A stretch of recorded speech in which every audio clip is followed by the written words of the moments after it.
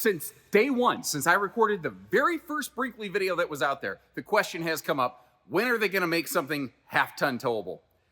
Well, it took them a while, but it finally happened. And this is maybe one of the most forward-thinking, creative travel trailers I've seen in a very long time. And I tell you what, I'm looking forward to this. I cannot tell you how many hundreds of requests I've had. People asking me, when am I gonna record the Model I? Well, today is the day, and it is weird, wild, it is different. It is pushing the needle, it is pushing the envelope forward. This is on the bleeding edge of the razor, and it does a lot of things people have been saying. There's all this new technology in RVs. Why aren't the RV industry using it?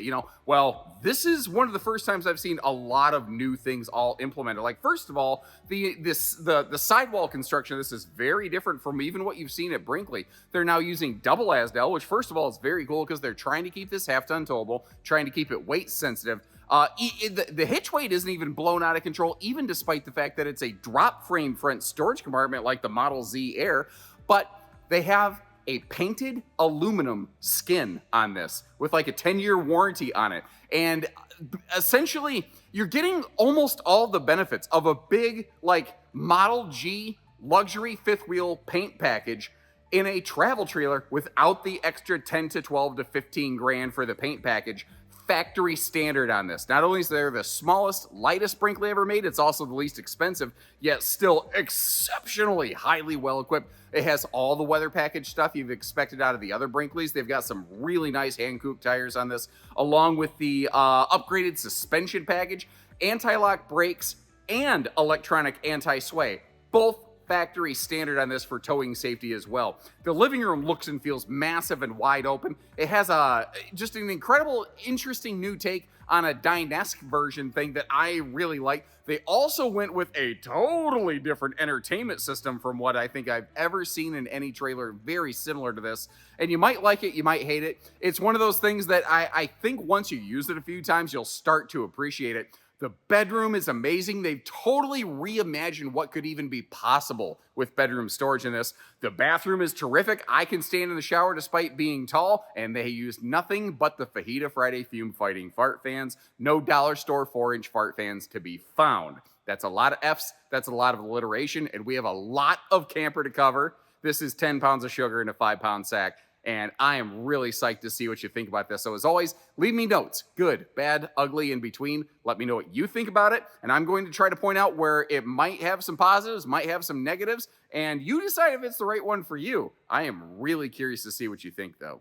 So the trick with an RV like this that's very different from the normal things that I run into is I don't have a well-established way of going through this video. Everything on this is going to have to be, we're going to kind of figure it out as we go. To give you a bearings point, I'm basically standing in the bathroom right now, which is an interesting place to start. But let's just start peeling through this sucker. Like all the Brinkleys, we are carpetless and ventless. That's a nice carpetless floor flush slide over there.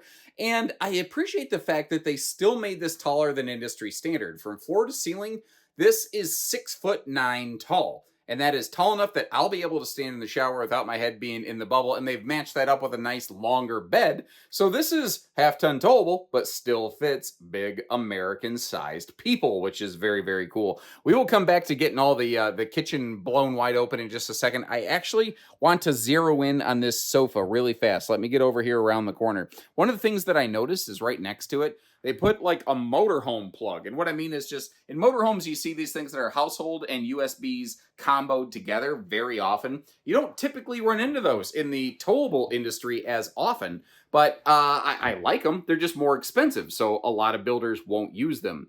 Now, I have been told that this is maybe not the specific theater seat that will be in the production model. And basically, the one that goes into production just won't have any of the electrical stuff that this one has. It'll be mechanical only. It just won't have like the butt buzzer massage function. If you don't want a theater seat, or if you don't want leather touch, what you can get is actually the hide-a-bed option, and that will change not only to a hide-a-bed, but also to a cloth touch, very similar to what you see in the Model Z family. Again, they're just kind of keeping that through here.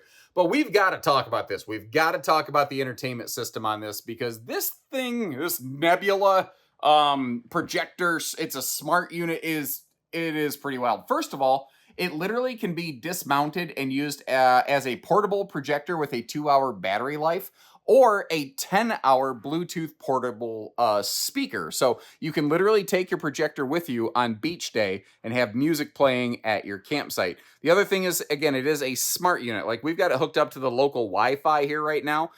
So anything that you could stream, like, you know, an app-enabled television, effectively is what this has. So you can be in your handy little Brinkley RV doing, you know, some your favorite little Netflix action. Now, one of the things that I love in this RV is how they gave it this gigantic campsite overlook window.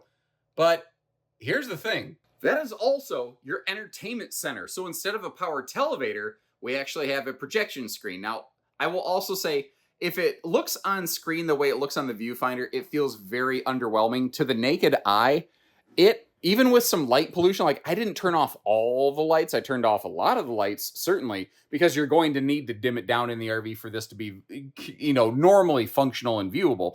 But the fact is, to the naked eye, this looks like a high-def screen. I don't think the camera is picking it up as well. You may notice a certain nerdy guy's little video playing over there, in case you hadn't picked that up. I think that's the Model G factory tour, if I'm not mistaken.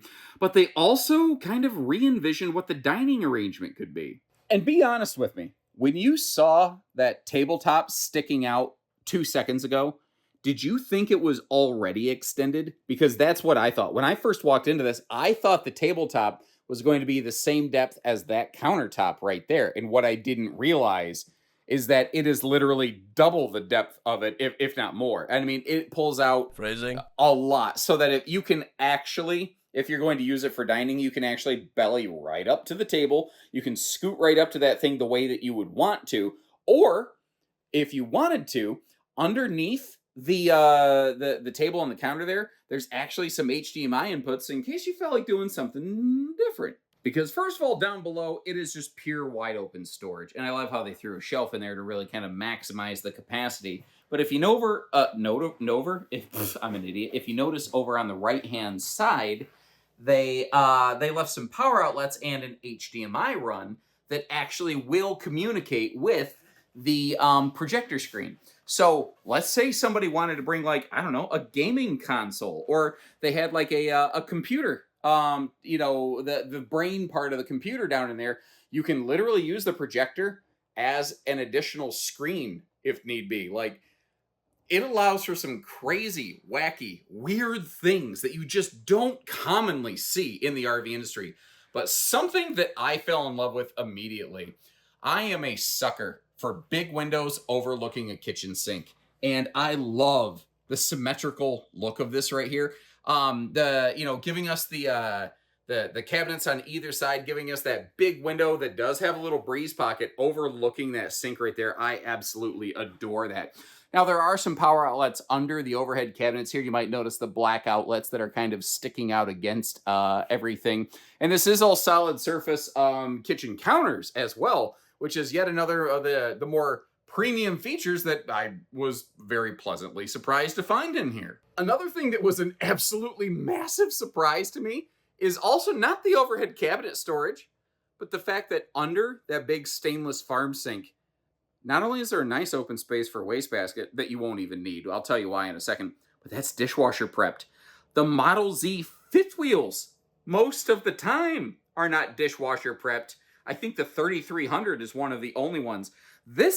It just, every time I turned around, there was some other weird, wacky, wild thing I just wasn't exactly expecting. And they have maintained the exact same drawer construction here that they have all the way up into the Model G fifth wheel toy haulers. It's a nicely finished plywood. It is all dovetailed together, which I think is it's one of those things to help the RV stay in good working order long term, because if you load those drawers heavy, you want a construction style that's going to hold up. But the hits just keep on coming. This has 4 just like easy full extension, easy access kitchen drawers. And the reason that you don't need to put a wastebasket under the sink is because it already has one right from the factory, which I love. And in case you're curious, like, what is this funky open pocket behind it? That is so you can stuff your roll of extra bags in there. And again, very similar to like you've seen in the Big Brother models, they still have that pull out additional drawer up top, which is perfect for like the tall stuff, the long stuff like spatulas and tongs that always end up getting in the way of a drawer opening and closing, and the paper towel spindle rod like right there, or as I like to call it, it's a place for the people from the HOA to sit when they come over to visit, because for some reason they don't like the length of your grass or whatever. I although I'm very much a city techie boy, well, small town city, not big city techie boy, small town indoor cat, basically.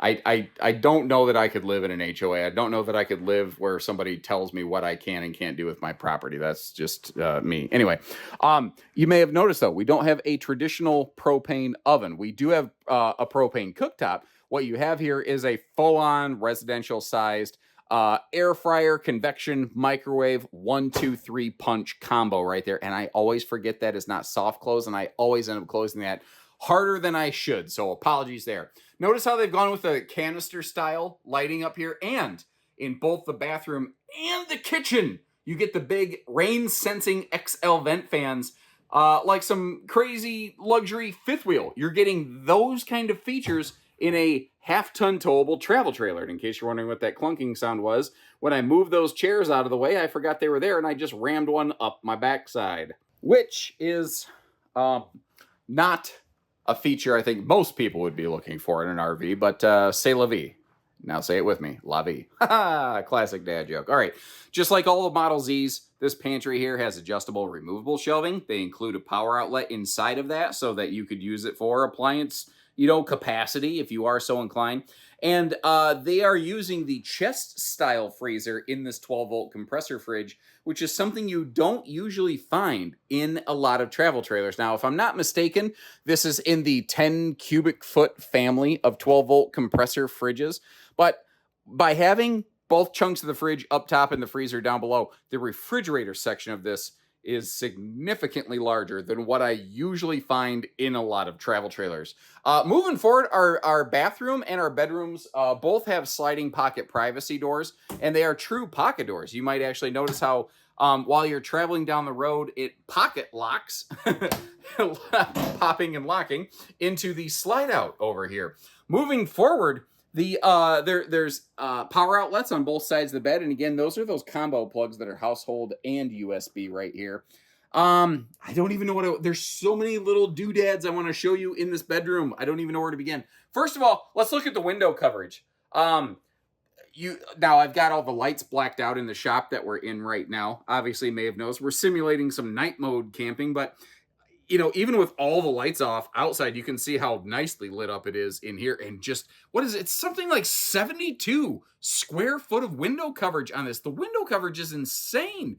I haven't told you about the air conditioning system yet, but this is a factory standard dual air. Actually, let's talk about that right now. We've got an 8,000 BTU air conditioner up here. This is dedicated exclusively to the bedroom. This provides no direct airflow into the living room or the bathroom. So how do you keep those areas cool? Well, if I back you way back here and we look up, basically back where we started, this is your Furrion Chill Cube. So this is an 18,000 BTU air conditioner. It directly pumps the cold air right here into your kitchen living room area, and it has a single duct off of it into your bathroom. So all 3 rooms have climate controlling. The bigger air conditioner services the biggest room and the bathroom, and your smaller air conditioner services exclusively the bedroom. So you have dual zone cooling, which I think is a very cool thing. It's 50 amp. That's factory standard additionally as well. Now, one of the coolest things about this is not just the fact that we've got a 66 by 80 Olympic queen. I think in their literature they're calling it king, but if you actually look this up, 66 by 80 is an Olympic queen bed. It's what they did below it that I love. Under the bed is, they call it their max space split level storage system. I call it the walk down closet. I don't know how else to say it. Basically, it has hanging storage built in under this bed. Now, you may notice how that mattress sticks out a little bit further than the bed decking. I love how they radius those plywood corners so you don't get jabbed in the shins too. But if you want to, you could put a 60 by 80 true queen bed in this, but if you want a little extra width, that's where that Olympic queen feature comes in handy. The t-shirts, they said they'd throw in if you buy it today. But look at this.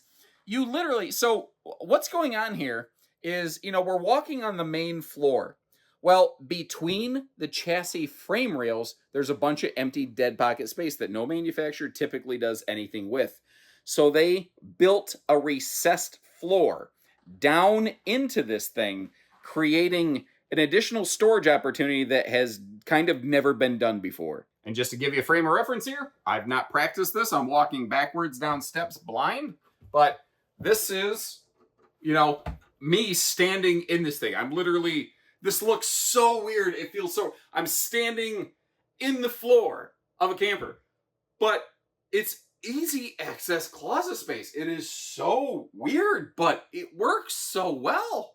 And to give you a view from the other side, one of the other things that they mentioned is the laundry basket's actually included with it. And that's a major annoyance factor I have with so many RVs. There's nowhere to put yesterday's clothes now that it's today. And this solves for that. They also have maximum storage side stands right here. It is easy to access. You don't have to look or feel like you're giving an elephant an enema. You just flip the top.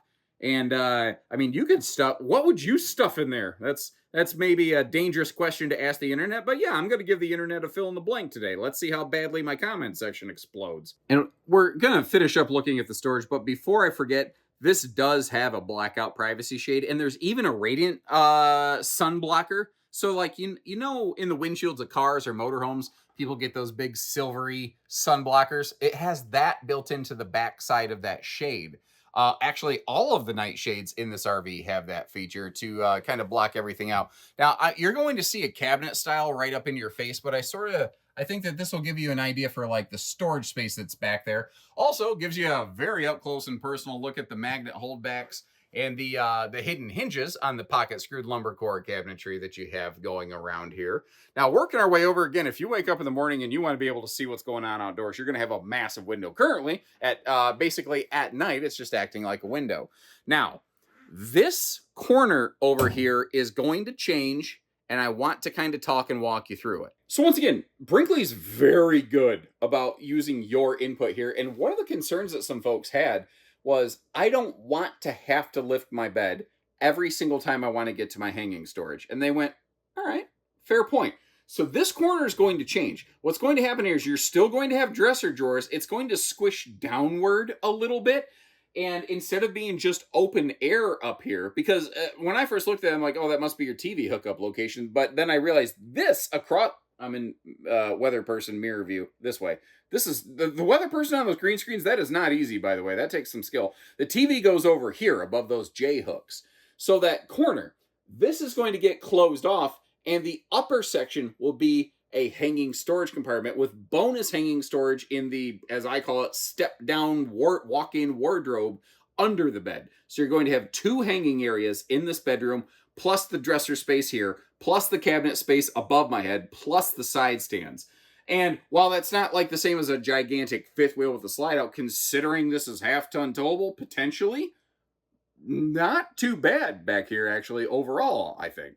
And again, it's going to change. That open air upper area in that corner will become hanging storage. But I thought in the meantime, I'd give you a look at the dresser space that's over here. So, I mean, the total dresser space, the total hanging space that will be in this will not be too shabby. Now, both your living room, your awning, and your bedroom all have, well, I said both, that's three things. I kept counting them up as I went. They have dimmable lighting is basically what I'm going to get at here. Moving forward. Actually, technically moving backward. You walk out of the bedroom, and this is kind of what you're looking at right here. And I think we've pretty much cooked the living room and kitchen area. So I just sort of want to give you a one-time look over from the other direction. And then we're just going to boogie right on to the bathroom here.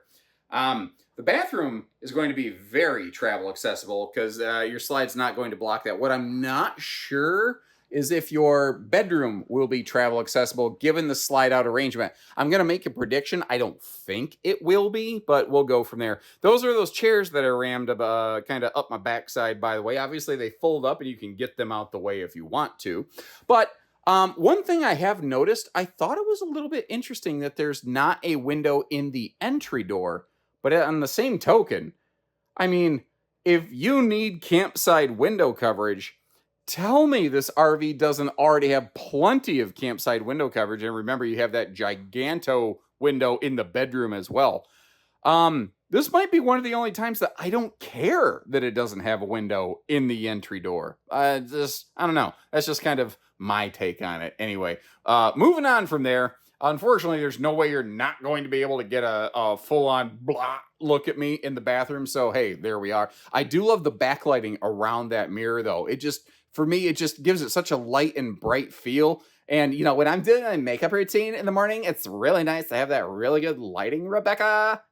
Anyway, moving on from there. Bathroom counter space does not suck. Actually, this bathroom feels like a motorhome bathroom. It like a good one too. It almost feels like the rear bath of some of the diesel pushery kind of stuff I've been in. This is basically like a half-size kitchen farm sink. That's one of the biggest bathroom sinks I think I've ever seen in a trailer, let alone something with half-ton towing potential. That just is not bad. Now, the space around the toilet also was not bad. I wasn't sure because there's so much cabinetry and counter space around it. I thought it might be a little tight, but I did not have problems with it. I also want to point out, you see where the toilet paper roll is over on the left? I almost called it the butt napkins because I've got my stupid nerdisms for everything, and I forget that not everybody knows it. Anyway, there will be a factory-installed toilet paper holder there. It just isn't in prototype number 2 quite yet. So again, keep in mind there's going to be a couple minor little tweaks that go into this before it hits production. The storage in this bathroom, though, is, again, some of the best I think I've seen. To give you some size references, they threw some stuff in these, and like, look how those towels are in there. There's plenty of space for lots of towels. And I love all the drawer space they have going on. If I'm going to be ultra nitpicky, and this isn't even necessarily a flaw with the RV. This is just my personal nerdy preferences. I almost wish it just didn't have that shelf under the sink so that I had a dedicated bathroom wastebasket space too. But I'm having to go hunting for trouble, like I said, with a map and glasses to find anything wrong with it, or even preferential. Now, you might notice there's a lot of these little rubber bumpers all the way around the RV. There's actually another one on the shower down here that I don't even know if you can see on camera, right next to that heat vent. Anywhere that a cabinet or a cabinet handle would bump into something, they put one of those rubber bumpers on there just to keep it from gouging everything up. Now, this is the same fiberglass one-piece molded shower that you find in a lot of, frankly, even some luxury fifth wheels don't do it, and they're doing it here. To give you a size reference, here's me standing in the shower, and notice I'm pointing out the XL vent fan that we haven't really had a good chance to see in the bathroom yet. And notice there's excellent headroom above me, but it's not a traditional skylight, and I love it. If you look at this, because the ceiling's already a little bit extra tall, most of us are not going to need extra headroom in the shower.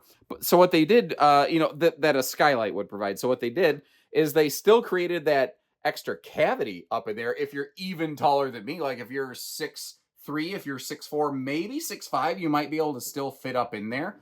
But they've created, they've removed one of the most common leak points in RV roofing, and that is the bathroom skylight. And by getting rid of that, they have engineered some major potential damage and warranty loss right out of this thing. And just like their fifth wheels, they have the crazy, I call it belly blaster, with the undercarriage wand shower situation going on over here. But you see like where the loofahs and stuff are, there's actually stored, or like shelving essentially, in this bathroom where you can keep all of your toiletry things. And I love it. I love all the things that they're doing back. I think this bathroom is about as close to perfect as it could possibly be. I'd make the little wastebasket tweak in the bathroom, but that's it. Like, again, there's not much I can nitpick on. I do think, though, that my road mode prediction was pretty much spot on. Now, if you are willing to do a Dukes of Hazzard yeehaw, You could maybe slip through this without opening the slide. And I do want to mention this is a rack and pinion slide out. So if you need to open it a little bit to get to the bedroom for a brief time and then close it, after you're done, you could definitely do that. But your refrigerator, your sink, your dining, your bathroom, this is very travel stop friendly. For a travel stayover, you're just going to need to bump the slide button on her. And just to offer you that quick little, like, how big is the doorway reference? Again, I'm a little bit over 6 foot. I can walk right inside and outside of this thing with the slide. The slide's still closed. There's no, like, you have to sneak through it in a weird way to get there. It's very simple to navigate. The bedroom's another story, certainly. But for most travel stop functions, just to get in, to wash your hands, to make a sandwich, to use a bathroom, it's still a fairly traveling friendly model, especially when you start talking about the running gear, the suspension package, the tires, the other things this has going for it. It has some really good traveling aspects. Is it A+ worthy? Maybe not. Is it C- worthy? Certainly better than that. You know, I give this a very solid B+ travel functionality myself for my personal preferences, but that's just my take. I'm always interested in hearing your input, but if you appreciate how we show you all the storage and the slides open and close and everything, do me a favor, at least click the like button on that video. It really does help kind of spread the message. And if you're new with us and you like how we show you everything, hit that subscribe button and know that I do this pretty much every video for you. Now, one of the things I was personally very curious about was, were they actually going to make this thing half-ton towable? And it will depend on the specific capacities of your half-ton. But like, one of the first things I checked was the hitch weight, and at 650 pounds before cargo, to be fair, that's very reasonably within the realm of half-ton, tow package half-tons that are out there in the modern era. Now, the thing is, the GVW is close to 10,000 pounds, and the dry weight, despite being basically 30-foot tip to tail, the dry weight is a little bit over 7,000, which is more than I expected. But then again, I kind of started thinking about the general qualities of Brinkley RVs, and they are almost always built with a heavier chassis and foundation, and that is still true here. So it may command a little bit more weight, but it is something that is still potentially within the realm of some half-ton towability. Obviously, it's going to depend on the capacities of your half-ton. And I love the name of this. They call it their picture-perfect front windshield. And it almost, unless you get right up on it, it almost goes away. You almost don't even realize it's there. And if you look at the screw trim on the left and right sides of the nose here, you might notice how it's glowing. Well, it's not because it's nuclear. It's because those are handy little exterior accent beams. They've got lighting under the, under the skirt line along the nose. So if you really want to park in the middle of nowhere and light this sucker up around your campsite, you definitely could. I will say, if you are park camping with neighbors across from you, they are probably not going to appreciate the lighting on the nose. So kind of keep that in mind and just be a little bit respectful. Now, there's a major thing I need to discuss with you on here, and that is just the fact that, like, this is different literally at the level of skin depth. So first of all, Brinkley has pretty much, I think, always since day one used Azdel directly under the fiberglass layering, and you can see that like my Model Z, my Model G factory video tours. This series, the Model I, to help keep even more weight out of the RV, they've gone to what I call double Azdel. So it's not just the layer directly below the skin, but also the inside layer of the laminated aluminum framed wall is also Azdel. So composite inside out, essentially quite literally like full composite walls, aluminum and composite exclusively. Notice I didn't say fiberglass, which technically is a composite, but this is not running a fiberglass skin. When you come up to this thing, clickety-clack your fingernails on it. It looks and feels and sounds different. It's got a higher like gloss, and it is just unbelievably perfectly smooth because it is a one-piece aluminum skin. When I first heard that, I about had a heart attack because my experience in the RV industry, I've seen other manufacturers try an aluminum skin on the outside of a camper. And the problem was the size of aluminum that was available required one gigantic seam running all the way down the side of the RV. And inevitably, it always failed and there was always a leak. This is a new supplier. This is a new era. This is a new thing. There is no gigantic seam. It is a completely seamless sidewall. Here's one of the other crazy things. You get into the Model G fifth wheel toy haulers, you could spend north of $10,000 on a custom paint package. This RV quite literally has an automotive painted exterior with a 10-year warranty on it.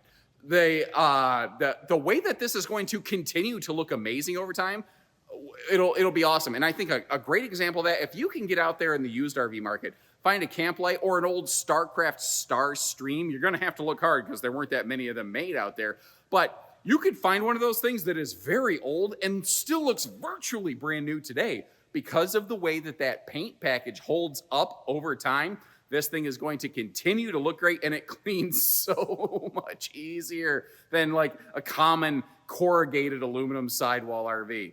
This is very, very cool. But if you know me, you know I like to try to be fair. So there's going to be, when you do something new, there are new questions that arise, and there's not always immediate answers for them. What if, hypothetically, something bashes and damages that sidewall? Well, first of all, with any laminated wall, it's going to suck. There's not an easy way to repair it. The aluminum skin on this makes repairs potentially a little more difficult. It also makes it potentially harder to damage. Well, I tell you what, I did some asking after I recorded this, and what I found is, this is prototype number 2. Prototype number 1, they intentionally damaged to see what it was going to be like to repair the walls, because some people voiced that concern. They said, all right, that's valid, let's figure it out. So they intentionally walloped it a couple times and put a couple dents in one of the slide walls and found that they were actually able to perform very similar to like automotive repairs on the skin, and were able to get it back to looking factory spec surprisingly easily, which is way better than what I was expecting. And I want to give them credit for literally being willing to take their fancy new RV and treat it like a crash test dummy to find the answers to those questions before it gets out into the field and becomes a problem. And that right there is just it's example number 37 of what I'm going to call here the Brinkley advantage. The fact that they know camping because they go camping, and they actually test stuff, and they use it the same way that you would, and they want to know the same things you do. And it ends up, I swear, almost every time creating just a better end result. Now, travel trailers will skimp on running gear constantly. This has Hankook radials, which is a name that you hear in the automotive world all the time. You see those red wheel bearing hubs right there? That's telling you that this has the factory anti-lock braking system. But they took it a step further and also included electronic anti-sway. So even without, now you should still probably use a proper, anti-sway load leveling hitch. But the fact is, the RV itself, with no effort required on your behalf, will actually try to keep itself on the straight and narrow during normal towing scenarios. So when you get hit by that wicked, stupid cross breeze from a semi-tractor trailer, it can handle that, basically. And you don't even have to think about it. And if you have to stab the brakes because some idiot cuts you off for some reason, like my Uncle Gary, when he's not paying attention because he's playing Pokemon Go while he's driving. Apparently, my Uncle Gary keeps evolving in my head. Now he plays Pokemon Go while he drives, apparently. You get the idea. The RV will just follow you as it needs to. Now, we're about 30 foot tip to tail. And with no slides over here, that left them the opportunity for some really nice awning coverage. Awning coverage. Sorry, I think I bumped the button before I spat the word coverage out. I may have left you shiver with anticipation. I'm not sure. My point is, with no slides over here, great awning coverage. Now, obviously, you've got that, not the Morse code ... dash lighting, but the full-on one-piece lightsaber lighting going on above it. And this is really, really interesting. You quite literally have a factory standard indoor-outdoor entertainment center. Now, most of the time when you're using this, it's going to be dark outside, and you pretty much need it to be dark outside. If there's any real direct light banging against it, it's not going to work very well. So again, I'm trying to be fair. During the day, I don't know how well you're going to be able to see that. You can hear it. It does have indoor-outdoor speakers. Now, I left the backlighting on just to kind of show you that it doesn't necessarily have to be completely dark to run this thing, but being completely dark certainly helps. So clipping around the backside here, it's also prepped for a couple cool things. Like, we are prepped and ready for a backup camera. We're also prepped and ready for tire pressure monitoring, which will be not too terribly difficult to install on these. And everything's basically push button simple. Push button power tongue jack, power awning, and power stabilizers all the way around. Now we've got that traditional 300-pound rated 2-inch receiver hitch on the back. That is not something that is going to be like tow rated. Again, that is designed to be more of an accessory hitch. One thing I will tell you, again, there's a couple little tweaks still potentially involved here. The power stabilizer buttons are more than likely going to move over to this side of the RV and not the camp side of the RV. They just want to continue a nice, clean, sleek, easy look over there. Over back here in this corner, this is where your on-demand water heater is located. So it's right next to the shower, so that's going to heat up real fast for you. I do want to mention this is what I call a two-headed sewer monster. So you do have a sewer outlet in the back for the bathroom black and gray, and then you have a second sewer outlet in the front exclusively for the kitchen gray tank, which is one of the reasons why the kitchen gray capacity on this, well, the gray capacity total, reads as like double the black tank, because it literally has double the gray tanks on board. That's pretty normal in trailers, but I thought I'd point that out there. And hey, as long as we're looking at this, let's give you a quick little look up at the rooftop. Up there, you'll see how they gave you a rear wall to roof transition grab on that ladder, which I love. And again, we've got that same automotive style, automotive grade sealant system going on the roof structure of this, which essentially is as close to no maintenance as I've ever seen any towable RV roof. The whole point of Brinkley since day one was something built to be used more and enjoyed more and worked on less and worried about less. And they have continued that even here through the Model I series. You can see those golden threads that are present through the whole family. Like now, by default, this is a 200-watt solar package, but this also runs a smaller fridge than the other Brinkley, so that kind of makes sense. The thing is, you can slap on 1 or 2 additional 200-watt panels to bump that up to 600 watts. I believe it's prepped for like something like a 2 or 3,000 watt inverter as well. So if you do want to build this for some off-grid capability, it does have potential to kind of be bulked up and used in those more, away from the park kind of camping scenarios. And I don't think I've given you a look at the pass-through quite yet. And they have maintained that, docking station here. They've maintained the built-in freshwater hose right here, where basically it's on it. I think it's like 25 foot on its own little retractable reel kind of thing. What you don't see in the Model I that you've seen in the other Brinkleys, though, is that electronic dump gate valve system. That's just not going to be present on these. It will have the more traditional pull gate valve styles. I do like the full lighting all the way through that that pass-through compartment, though. And notice how the flooring in there, they're using what in the industry we call that coin flooring, because it looks like, a whole bunch of nickels and dimes laying on the floor there. And it's that rubberized, like, garage-style flooring, where if you have cargo that shifts, it first of all, it helps grab it to keep it from shifting, and secondly, it won't, like, grab and snag the cheaper felty carpet stuff that a lot of brands will still use. It's this all those extra little things that they're applying into here that make all the extra little difference. So again, we've been waiting for this for a long time. Was it worth the wait?